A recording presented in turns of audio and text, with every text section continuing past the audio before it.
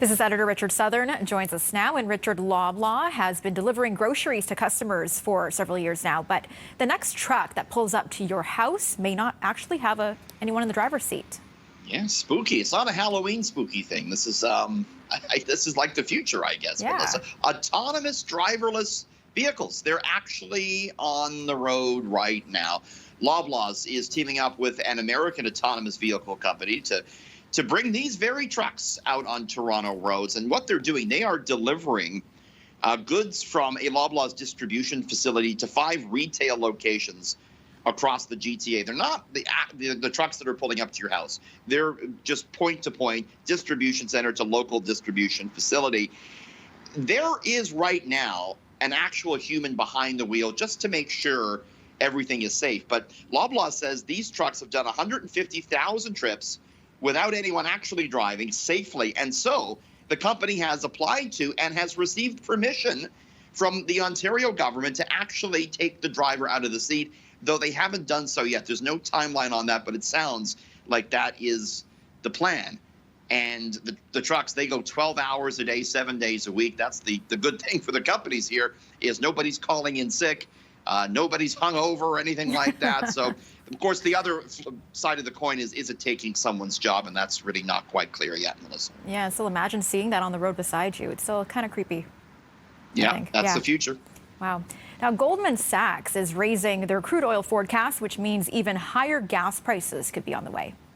Yeah, gas has been such a big story this week with a 16-cent increase over the past 48 hours here in the GTA. We're not expecting the price to change tonight. That's I don't want to call it good news, but that's, the fortunate thing, I suppose. No change tonight. But if you believe this forecast today, we could be looking at sharply higher prices over the next 2 or 3 months.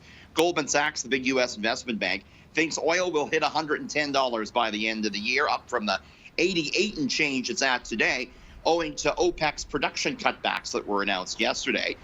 Goldman says the oil prices could go even higher than that if the inventory numbers are not quite up to snuff.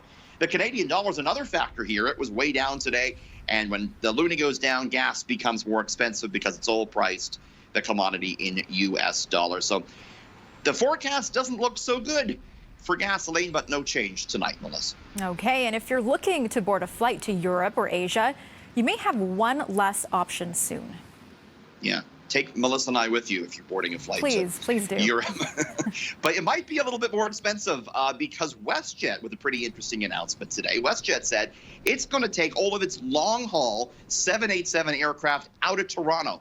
You're not going to be able to fly to Europe direct with WestJet from Toronto anymore. It's a new strategy being employed by Canada's second largest airline, one in which it will concentrate all its long-haul operations out of Calgary. There was a big announcement with the Alberta government today to expand WestJet's operations in Calgary, and part of it will be all the 787s there. You'll still be able to fly WestJet's 737, smaller aircraft, out of Toronto, but the airline is done, I think, trying to compete with Air Canada out of TO, instead focusing on Western Canada instead, Melissa.